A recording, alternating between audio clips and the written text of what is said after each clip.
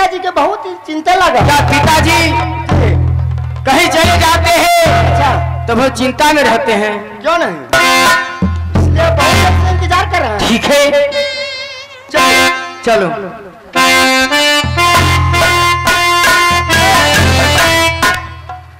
सत्तर का चमार हजोना बोला, यहाँ के चमार के चमारे कर आ गया। जब कहेंगे 1 2 3 तो सारे को सारे 1 2 3 साढ़े 3 पर कचाक से बंद कर दे। बताइए 1 2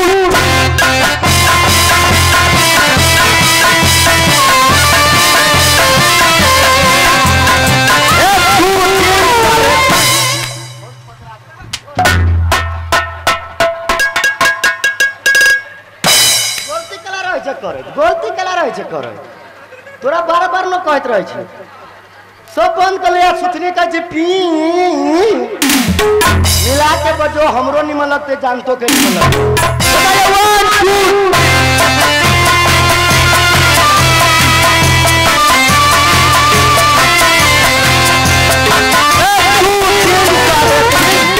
जियो बेटा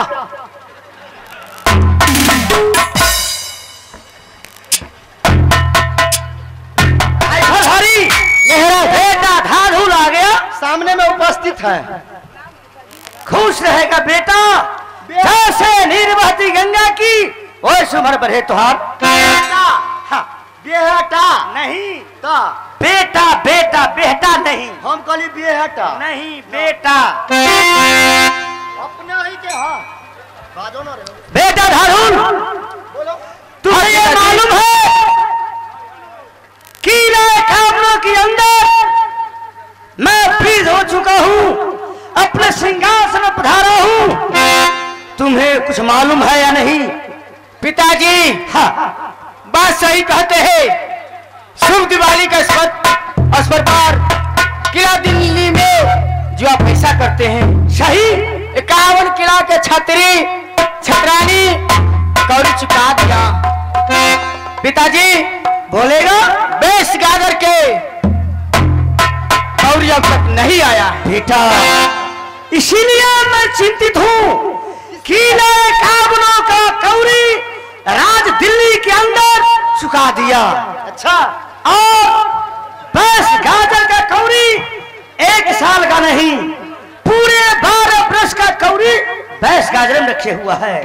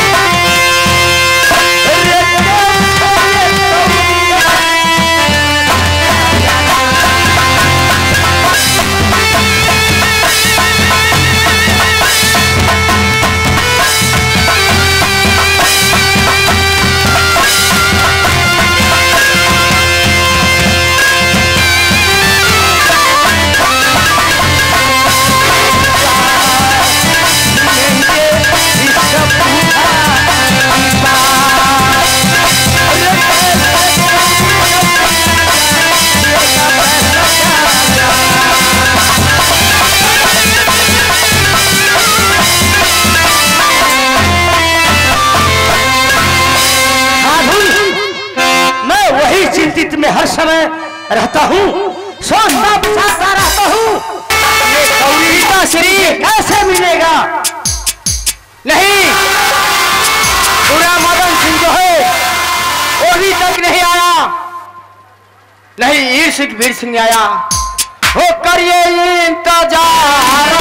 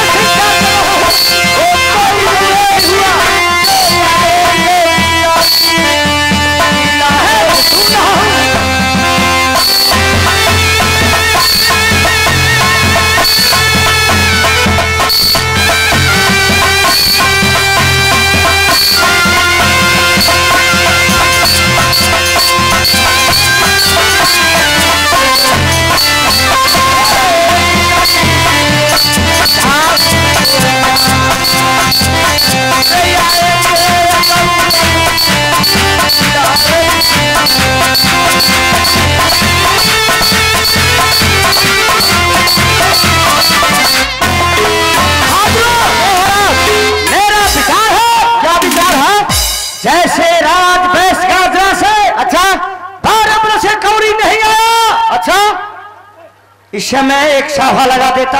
अच्छा, साथ साथ किला कामना में परमाना भेज देता। अच्छा, उस बीच में पान का बीड़ा टांग देता। अच्छी बात। उस पर चैलेंज कर देते। अच्छा, जो भी पान के बीड़ा खाएगा वो बास गाजरा में जाएगा।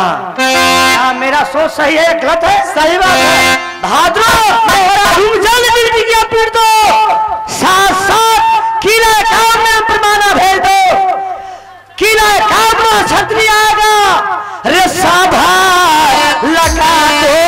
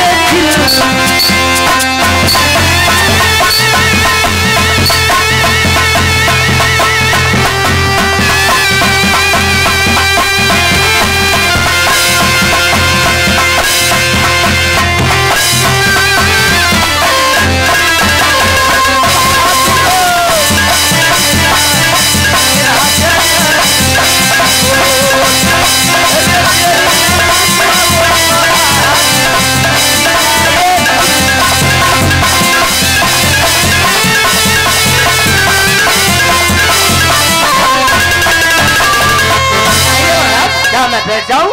बैठ जाइए। डिगडिगिया हमको देना है, ड्यूटी देना नहीं है, डिगडिगिया पिटना है। किला वही बात। हाँ, वही बात हम बोल रहे हैं। क्यों नहीं, ये तुम्हारी काम है।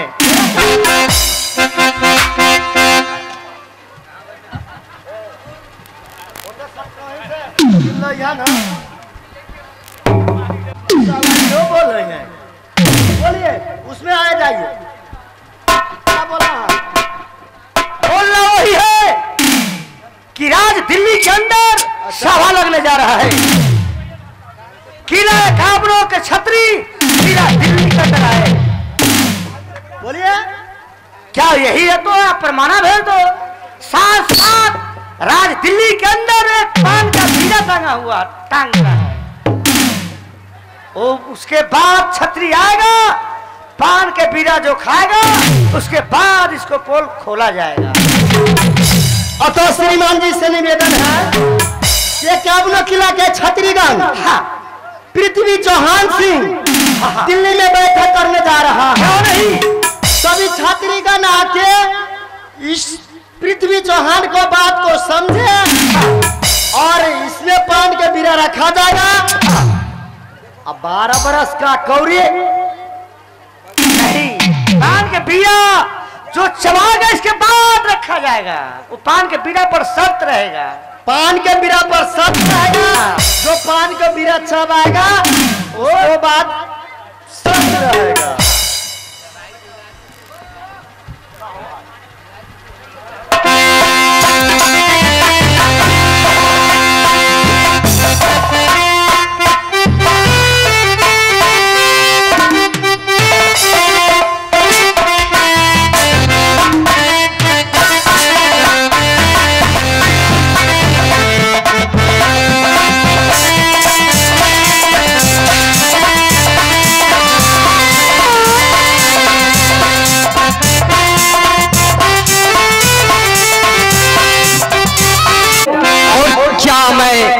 करने वाला हूं ये सब आप जानते हैं। मेरे हीरो माहिर सिंह कहा करते हैं, साथ साथ मेरा किला देश ओरियल में है। मैं 7 बेखारी छोट का पाल करके रखे हूं। साथ साथ जब तक चुगली का मैं व्यापार नहीं करता हूं, माहिर सिंह को कहता है कि तुम्हारी नैन की रोशनी कमी हो गई, परंतु उसे मालूम नहीं कि माहिर सिंह का ही कम हो सकता है, परंतु बुद्धि विवेक कभी नहीं कम हो सकता। माहिर सिंह ये सुगाली के करता माहिर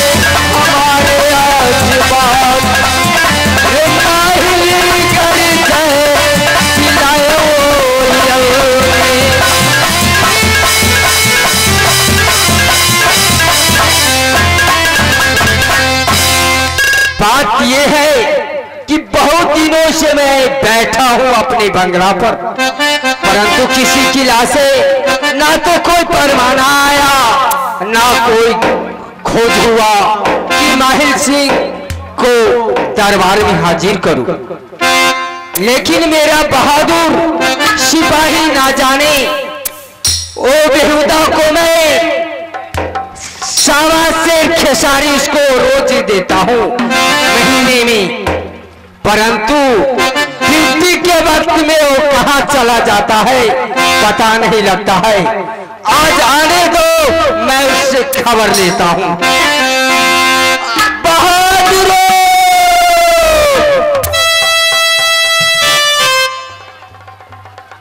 अरे किधर से कहता हो, आओ आओ आओ, आज दिखाता हूं कि मैं कौन हूं। मैं आज मारे हुआ छोड़ दिए तो मेरा नाम माहिर सिंह है। बहादुर बेहुदा किधर से बोलता है वो, आओ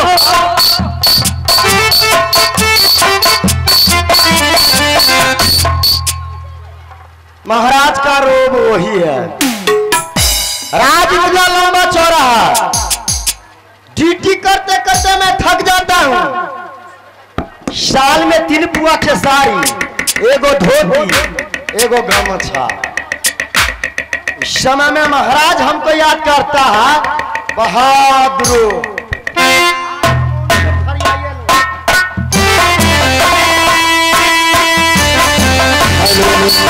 पूजा समिति जनरेटर में तेल डलवा दीजिए। हेलो पूजा समिति, आप जनरेटर में तेल डलवा दीजिए। हेलो पूजा समिति से आग्रह करता हूँ कि जनरेटर में आप तेल डलवा दीजिए।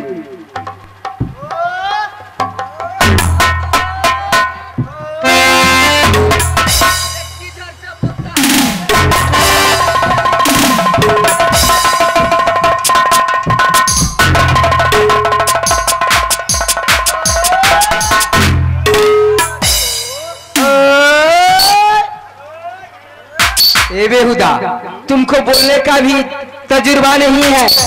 जब मैं कहता हूँ बहादुर तो तू कहता है क्या, ऐसे बोलता है। जब सुनेगा अनेकों किला के राजा तो कहेगा माहिर सिंह बुद्धिमान है, विवेक है, उनके पास बुद्धि का खजाना, परंतु उसका सिपाही बेवकूफ है। कैसे? जब मैं कहूं बहादुर सुनो, आज तुमको मैं खबर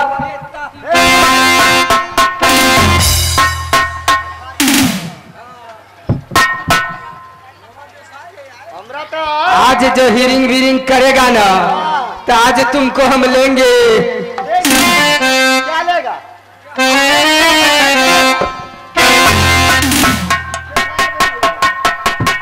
समझे कि नहीं? तू क्या समझ लिया? क्या समझ? आप हमसे क्या लीजिएगा? अरे मैं तुमको समझ में नहीं आ रहा है। क्या? जब मैं कहूँ बहादुर हो हाँ? तुम हमसे अकल सीखो। क्या? जब मैं कहूँ बहादुर हो तो तुमको क्या कहना है? क्या कहना? जी हाजुर। हमको बोलना होगा। हाँ बोलेगा ना? बोले। बहादुर हो। जी ससुर जी।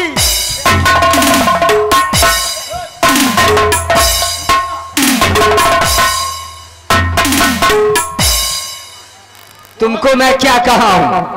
आप क्या बोले हैं? अरे जब मैं कहूँ बहादुर हो तो तुमको कहना है जी हाजुर। जी ससुर जी।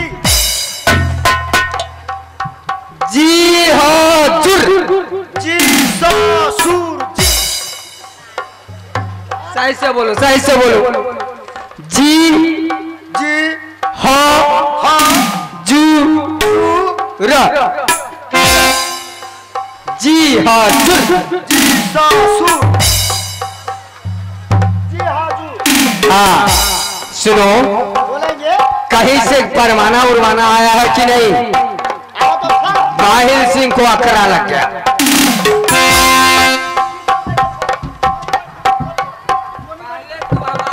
व्यवस्था करो क्योंकि मैं कुर्सी पर बैठूंगा, राज सिंहासन पर तुम ड्यूटी करना।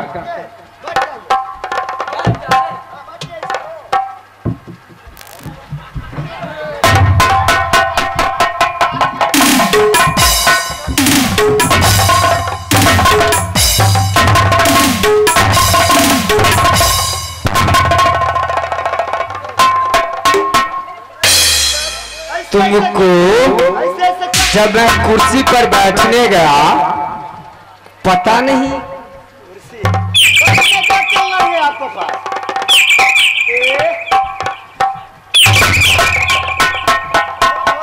क्या हुआ, क्या हुआ? क्या देखते हैं? अरे रोशनी बार के देखते हैं, रोशनी बार के क्या देखते हैं? सिंहासन को देखते हैं। सिंहासन हुआ कि यहाँ है आपको शरीर में? ठीक है मैं बैठता हूं।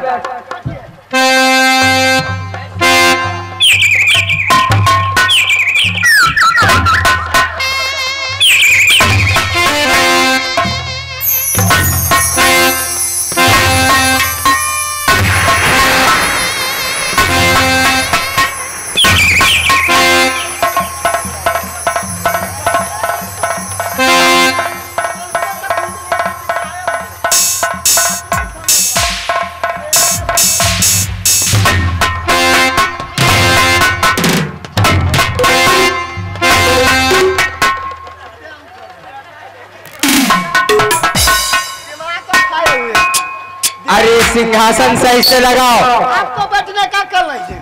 हमको बैठने का अकल नहीं है। तो पकड़ के बैठ। अच्छा ठीक है तो तुम बैठ कर दिखाओ।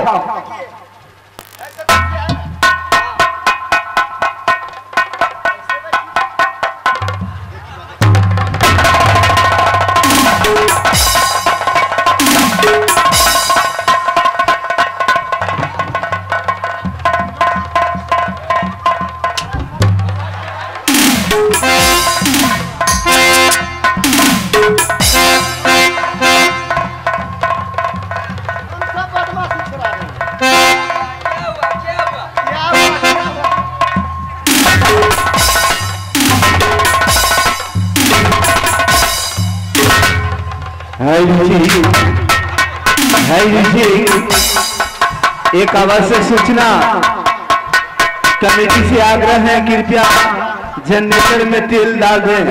सुनो सुनो सुनो सिंहासन लगाओ। एक आवश्यक सूचना कमेटी से आग्रह है, कृपया जनरेटर में तेल डाल दें, नहीं तो कभी भी बंद हो जाएगा। नेतलाल जी, अगर घर चले गए हैं तो सो गए हैं तो, अगर मेला में है तो। और बबलू जी, आप जनरेटर में तेल रख दीजिए ना तो नाच नाचे रहता, बुझला। बहादुर, कोई किला का फरमाना है कि नहीं? सुनो। सुना था पृथ्वी चौहान को दिल्ली से आया था फरमाना। क्या पृथ्वी चौहान को जी, क्या महाराज याद किए हैं? महाराज आपको याद किया है, पृथ्वी चौहान सिंह दिल्ली में। अच्छा, तो मैं एक काम करूं, बोलिएगा। तुम एक नंबर गेट पर ही डिप्टी करना है। Yes, very good, thank you. ठीक है, तो मैं जा रहा हूँ। ठीक है। कहाँ? दिल्ली। ठीक है, आप जा सकते ये माहिले रमाना होकर दिल्ली चला।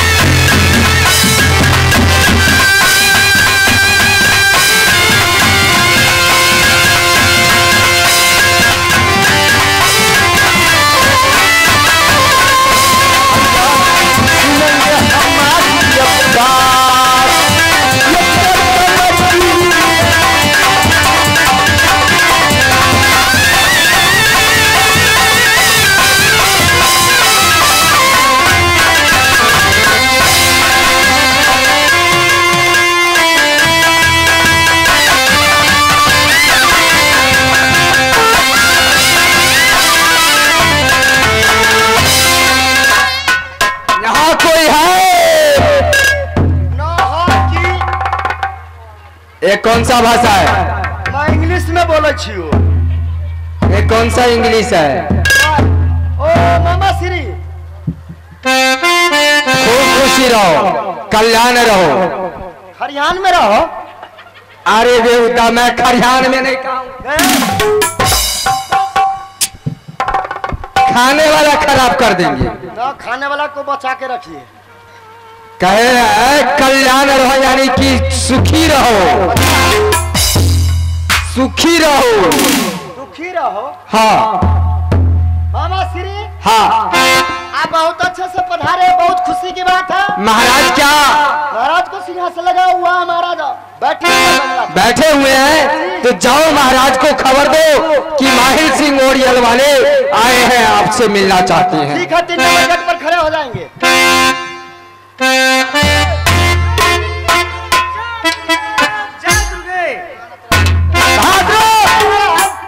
सुनाएगा मामा श्री ओरियल निवासी आपको क्या माहिर सिंह ओरियल निवासी जी राज दिल्ली के अंदर पहुंच गए? जी कहा है? 3 नंबर गेट पर खड़े कर। चलो बुला के लिया।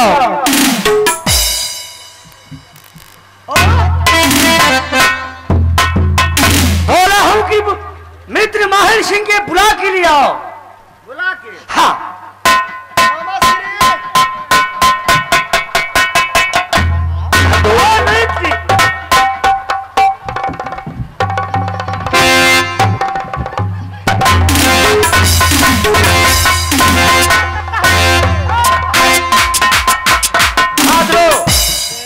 ऐसे करेगा तो दुनिया वालों क्या कहेंगे? आप दोनों आदमी जो मिल गए तो हमको तो बोलना चाहिए कि आप भी मिल लिए। अच्छा तो इस घर नहीं मिला तो हम पीछे से मिल गए। साथे ही मिल लिया तो